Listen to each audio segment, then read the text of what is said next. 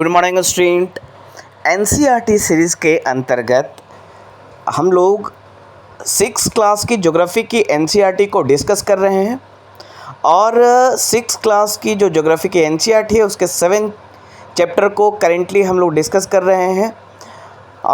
इस चैप्टर के अंतर्गत कई सारे टॉपिक हैं। ये बहुत ही ब्रॉड चैप्टर है और जिसके तहत हमने ऑलरेडी लोकेशनल सेटिंग को डिस्कस किया है, इंडिया के लोकेशनल सेटिंग को, इंडियाज़ के नेवर्स को डिस्कस किया और इंडिया के फिजिकल डिवीज़न को डिस्कस कर रहे हैं। जो फिजिकल डिवीज़न के तहत हमने जो इसके 6 फिजिकल डिवीजन्स है, great Himalayan region, northern plains, great Indian deserts और पेनिनसुलर प्लेटू, है ना। 6 में से 4 फिजिकल डिवीज़न को हमने ऑलरेडी डिस्कस कर लिया है।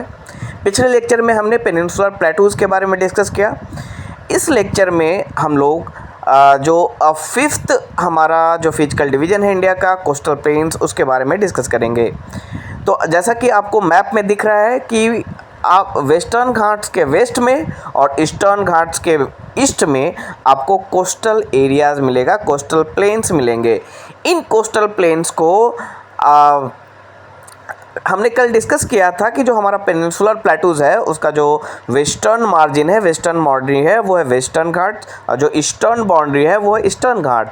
और वेस्टर्न घाट्स के वेस्ट में आपको कोस्टल प्लेन दिखेंगे, ईस्टर्न घाट्स के ईस्ट में भी आपको कोस्टल एरियाज़ दिखेगा। तो इंडिया के 2 कोस्टल प्लेन्स हैं, 2 कोस्टल एरियाज़ है, western coastal plains and eastern coastal planes. Western coastal planes को कई सारे नामों से जाना जाता है। महाराष्ट्र से गोवा तक का जो कोस्टल एरियाज़ है उसे कोंकण कोस्ट के नाम से जाना जाता है, जबकि गोवा से लेकर मैंगलोर जो कर्नाटका में है वहाँ तक इसे कन्नड़ कोस्ट कहा जाता है और मैंगलोर से लेकर कन्याकुमारी तक इसे मालाबार कोस्ट कहा जाता है। उसी तरह ईस्टर्न घाट की बात करें तो इसे भी कई नामों से जाना जाता है।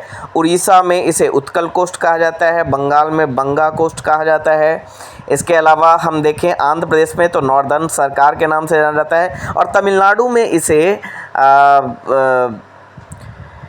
कोरोमंडल कोस्ट के नाम से जाना जाता है। तो अलग अलग नामों से इन कोस्ट को जाना जाता है। अब इसके फॉर्मेशन की बात करें तो जो वेस्टर्न कोस्ट है उसका फॉर्मेशन सबमर्जेंस से हुआ है ना, सबसिडेंस से हुआ है, जबकि जो ईस्टर्न कोस्ट है उसका फॉर्मेशन इमर्जेंस से हुआ है।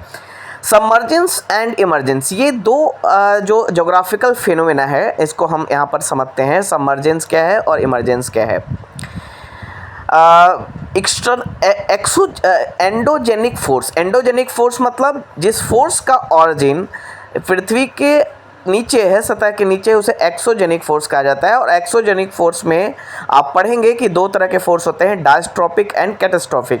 डायस्ट्रोफिक फोर्स जिसका इफेक्ट बहुत लंबे समय में, हजारों वर्षों में हमें देखने को मिलता है, उसे डायस्ट्रोफिक फोर्स कहा जाता है। अब इस डायस्ट्रोफिक फोर्स भी 2 तरह के होते हैं। एक जो होता है, जो फोर्स होता है वो हॉरिजॉन्टल डायरेक्शन में लगता है और दूसरा जो फोर्स होता है वो वर्टिकल डायरेक्शन में लगता है। जो वर्टिकल डायरेक्शन में फोर्स लगता है उसे एपिरोजेनिक फोर्स कहते हैं या कॉन्टिनेंटल बिल्डिंग फोर्स कहते हैं। और इसमें आप देखेंगे जो कॉन्टिनेंटल बिल्डिंग फोर्स है या एपिरोजेनिक फोर्स है जो वर्टिकल डायरेक्शन में लगता है, या तो अपवर्ड की तरफ लगेगा या फिर डाउनवर्ड की तरफ लगेगा। अपवर्ड जब एपिरोजेनिक फोर्स यानी जो वर्टिकल फोर्स है जो कि पृथ्वी के नीचे लग रहा है, जो एक्सोजेनिक फोर्स है जो वर्टिकल डायरेक्शन में लग रहा है, उसे एपिरोजेनिक फोर्स कहते हैं या कॉन्टिनेंटल बिल्डिंग फोर्स कहते हैं। अगर ये अपवर्ड की तरफ लगे तो इससे इमर्जेंस, इससे जो कोस्टल एरियाज़ है जो कि समुद्र के नीचे है, सबमर्ज्ड है, वो इमर्ज हो जाएगा, वो लैंड ऊपर चला आएगा पानी के नीचे, उसे कहा जाता है इमरजेंस।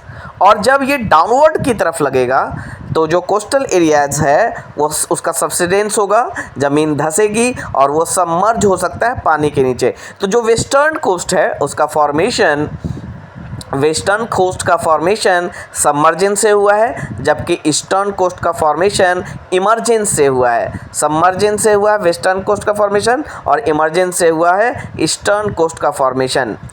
और यही कारण है कि ईस्टर्न कोस्ट पर हमें ईस्टर्न कोस्टल एरियाज़ में, ईस्टर्न में हमें डेल्टा देखने को मिलता है। डेल्टा का फॉर्मेशन होता है। डेल्टा क्या है? नदियों के द्वारा लाए गए सेडिमेंट्स को जमा करके ट्रायंगुलर शेप का एक लैंडफॉर्म बनाया जाता है इन जो नदियों के ओल्ड स्टेज में। ओल्ड स्टेज मतलब जब नदी समुद्र में मिलने वाली होती है वहाँ पर। ऐसा क्यों होता है कि ईस्टर्न कोस्ट पे ही डेल्टा का फॉर्मेशन होता है?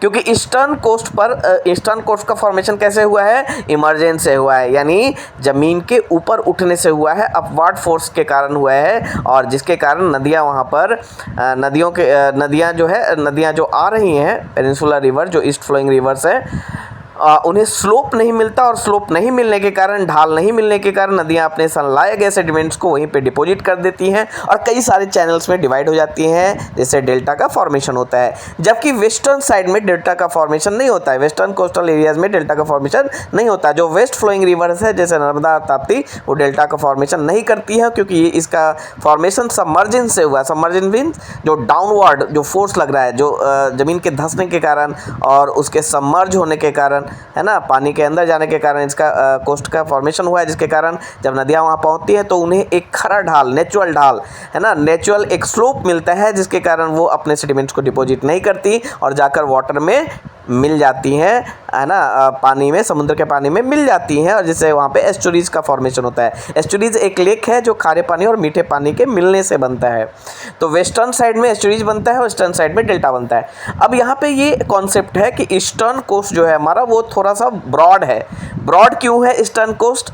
ईस्टर्न कोस्ट इसलिए ब्रॉड है क्योंकि जो नदियाँ हैं वो डेल्टा का फॉर्मेशन करती है। डेल्टा के फॉर्मेशन करने के कारण ये जो ईस्टर्न कोस्ट है वो ब्रॉड है। और चूँकि वेस्टर्न कोस्ट में डेल्टा का फॉर्मेशन नहीं होता है, इसलिए वेस्टर्न कोस्ट ईस्टर्न कोस्ट की अपेक्षा कम ब्रॉड है। तो यहाँ पे अगर हम देखें तो the western coastal plains are very narrow. Western coastal plain narrow है। क्यों है? अभी मैंने कंसेप्ट बताया आपको कि वेस्टर्न कोस्टल प्लेन में डेल्टा का फॉर्मेशन नहीं होता है। Eastern coastal plains are much broader delta के फॉर्मेशन के कारण। There are number of east flowing rivers, जैसे ये जो ईस्ट फ्लोइंग रिवर्स है, जैसे महानदी, गोदावरी, कृष्णा और कावेरी, ये बे ऑफ बंगाल में ड्रेन करती हैं और ईस्टर्न कोस्ट पे डेल्टा का फॉर्मेशन करती है। This reverse have form fertile delta eight their mouth. The Sundarban delta जो है बहुत इंपॉर्टेंट, बहुत ही महत्वपूर्ण डेल्टा है सुंदरबन डेल्टा, जो गंगा के द्वारा बनाया गया है। It formed where the Ganga and Brahmaputra flow into the bay of Bengal. Ganga और ब्रह्मपुत्र दोनों मिलकर मेघना का फॉर्मेशन करते हैं बंगाल में, और मेघना से भी डेल्टा बनता है। और साथ ही साथ जो गंगा इंडिया वाला पार्ट है जहाँ पे गंगा ड्रेन करती है बे ऑफ बंगाल में, वहाँ भी डेल्टा का फॉर्मेशन, दोनों मिलाकर कंबाइंड इसे सुंदरबन डेल्टा कहा जाता है, यानी गंगा ब्रह्मपुत्र डेल्टा इसे कह सकते हैं। और ये डेल्टा का मैक्सिमम पार्ट बांग्लादेश में है, लेकिन कुछ पार्ट इंडिया में है। इसे सुंदरबन डेल्टा के नाम से जानते हैं। क्यों? क्योंकि यहाँ पे सुंदरी नामक ट्रीज़ मिलती है, सुंदरी नामक वृक्ष मिलती है, जो मैंग्रोव फॉरेस्ट के लिए जाना जाता है। मैंग्रोव फॉरेस्ट यहाँ मिलता है सुंदरबन डेल्टा में, और वहाँ पे सुंदरी नामक वृक्ष जो है, मैंग्रोव वृक्ष जो है वहाँ पाई जाती है। इसी के नाम पे इसे सुंदरबन डेल्टा कहते हैं। तो this is all about eastern coast and western coast. Next जो फिजिकल डिवीजन है हमारा, जो लास्ट फिजिकल डिवीजन है, जो 6th फिजिकल डिवीजन है, वो है आइलैंड्स ग्रुप। इंडिया में 2 आइलैंड्स ग्रुप्स हैं, और लक्षद्वीप आइलैंड्स एंड अंडमान। चलिए मैप पे इसको देखते हैं कहाँ पर ये। अगर हम इस फिगर में अगर हम लेफ़्ट साइड देखें तो लेफ़्ट साइड में आपको लक्षद्वीप आपको आइलैंड्स दिखेगा, और राइट साइड में आपको अंडमान निकोबार आइलैंड्स ग्रुप्स दिखेगा। तो इंडिया में 2 आइलैंड्स ग्रुप हैं। आपको यहाँ पे फीचर्स बता दें, अंडमान और निकोबार ग्रुप्स को अगर आप देखेंगे तो ये 2 पार्ट में है, अंडमान और निकोबार आइलैंड्स। अंडमान में देखेंगे तो ये 3 पार्ट में है, नॉर्दर्न अंडमान, मिडिल अंडमान और 4 पार्ट में है, northern Andaman, middle Andaman, southern Andaman और लिटिल अंडमान।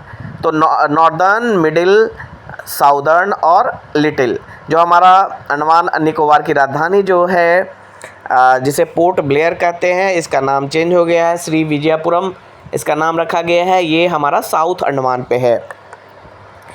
इसके अलावा अगर हम बात करें निकोबार की, तो निकोबार में भी 3 ग्रुप हैं, कार निकोबार, लिटिल निकोबार और ग्रेट निकोबार। तो जो हमारा लास्ट पॉइंट इंदिरा पॉइंट है, इंडिया का जो लास्ट पॉइंट है वो ग्रेट निकोबार पे है, जो सबसे साउदर्न पार्ट है। उसी तरह यहाँ पर देखें लक्षद्वीप में कई सारे ग्रुप हैं। एक लास्ट जो लक्षद्वीप से अलग एक ग्रुप आइलैंड है वो अमीन द्वीप उसे कहा जाता है। तो ये थोड़ा सा हायर क्लासेस में फिर डिटेल में इसके बारे में आप पढ़ेंगे। तो 2 groups of islands also form part of India. Lakshadweep islands are located in Arabian sea. आपने देखा कि लक्षद्वीप आइलैंड किधर है, अरेबियन सी में है। This are coral islands. Coral islands है ये, प्रवाल भित्तियों के द्वारा बना हुआ है ना। अब ये कोरल आइलैंड्स क्या होते हैं? कोरल आइलैंड्स कोरल रिफ्स से बनते हैं, प्रवाल भित्तियों से बनते हैं। कोरल रिफ्स क्या होता है? Coral reefs is a mutualism between zooxanthellae bacteria and coral polyps. Sorry, zooxanthellae एक अलगी है जिसका नाम है ज़ूज़ैंथली, और कोरल पॉलिप्स एक बैक्टीरिया है जिसके साथ अलगी का म्यूचुअलिज्म होता है, म्यूचुअल रिलेशन होता है। और कोरल पॉलिप्स जो है वो शेल्टर देता है ज़ूज़ैंथली को, और ज़ूज़ैंथली फूड का फॉर्मेशन करती है, यानी वो अलगी है ज़ूज़ैंथली जो कि फूड बनाती है। और उसी कोरल पॉलिप्स जब मरते हैं तो उसके स्केलेटन पर उनका कॉलोनी एक बनता है, और उसके स्केलेटन के सहारे आइलैंड्स का फॉर्मेशन होता है। इसे कोरल आइलैंड कहते हैं। तो लक्षद्वीप एक कोरल आइलैंड्स है। Andaman and Nicobar islands lie to the south east of the Indian mainland in the bay of Bengal. ये बंगाल में है। आपको बता दें कि अंडमान निकोबार का फॉर्मेशन कैसे हुआ है। तो यहाँ पे आप देख रहे हैं, यहाँ पे हिमालय है, पूर्वांचल हिल्स है, पूर्वांचल है ना। ये देखिए जो यहाँ से जो मुड़ता है सिंटेक्चुअल बेंडिंग, जो नॉर्थ ईस्टर्न साइड में आपको दिख रहा है, उसे पूर्वांचल हिल्स कहते हैं। और इसी हिमालय का एक्सटेंशन है म्यांमार में अराकान योमा। और अराकान योमा के सबमर्जेंस के कारण, अराकान योमा का वह पार्ट जो समुद्र के अंदर सबमर्ज हो गया और जिसके कारण आइलैंड का फॉर्मेशन हुआ। तो अंडमान निकोबार जो है वो एक्सटेंशन है अराकान योमा का। तो ये ध्यान रखना है आपको, ठीक है। तो this is all about the India, the physical division of India. और ये चैप्टर हमारा यहाँ पर समाप्त होता है। नेक्स्ट लेक्चर में हम लोग नेक्स्ट चैप्टर को डिस्कस करेंगे। नेक्स्ट चैप्टर है हमारा, बहुत ही इंपॉर्टेंट है, India climate, vegetation and wild life. इसको हम डिस्कस करेंगे। और जैसे जैसे हायर क्लासेस में जाएंगे और भी नए कॉन्सेप्ट हम सीखेंगे। लेकिन आप मेरे साथ जुड़े रहें, है ना। हर लेक्चर को डिस्कस करें, हर लेक्चर को सुने और लाइक्स एंड सब्सक्राइब ज़रूर करें। Thank you very much.